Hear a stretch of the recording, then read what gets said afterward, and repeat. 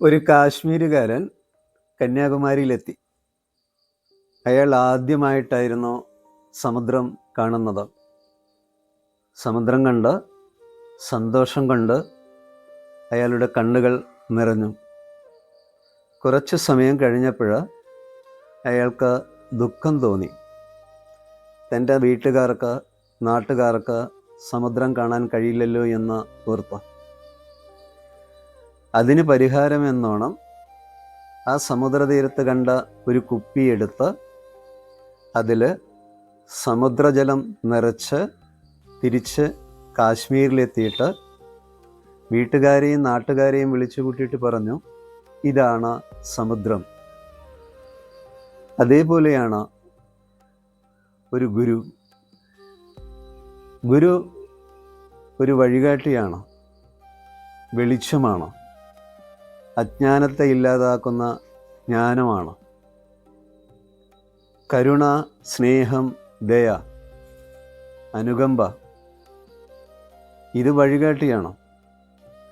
ഇതിനൊപ്പം നമ്മൾ സഞ്ചരിക്കുമ്പോഴാണ് നമ്മുടെ ശരീരത്തിൻ്റെ ഓരോ കോശങ്ങളിലും സമാധാനവും ശാന്തിയും ആനന്ദവും നിറയുന്നത്.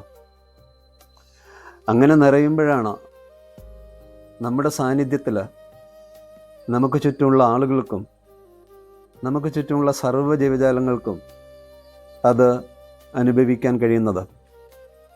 അപ്പോൾ നമ്മൾ നിൽക്കുന്ന ഇടം എവിടെയാണോ അവിടെ സമാധാനത്തിൻ്റെ, ശാന്തിയുടെ, ആനന്ദത്തിൻ്റെ അന്തരീക്ഷമാണ് സൃഷ്ടിക്കപ്പെടുന്നത്.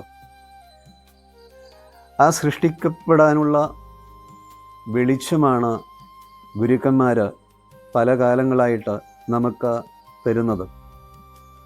ഓരോ ആളുടെ ജീവിതത്തിലും ഒരു വഴികാട്ടിയുണ്ട്, വെളിച്ചമുണ്ട്. ആ ഒരു വെളിച്ചമില്ലെങ്കിൽ, ആ വഴികാട്ടലില്ലെങ്കിൽ നമുക്ക് ഒരിടത്ത് എത്താൻ കഴിയില്ല.